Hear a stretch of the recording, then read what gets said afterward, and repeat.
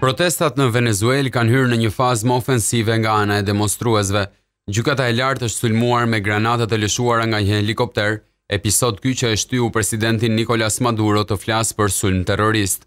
Një efektiv policie që kishte vjedhur helikopterin lëshonte deklarata kundër qeverisë së Maduros, duke e quajtur qeveri kriminale.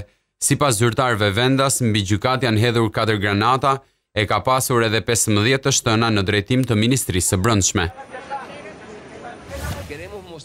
Kolumbia po bën hapa përpara për sa i përket paqes. Kështu shefi i guerillasve kolumbian të FARC, Rodrigo Londono, njoftoi sot zyrtarisht braktisjen e armëve nga kjo lëvizje në luftën kundër shtetit, që prej më shumë se gjysmë shekulli.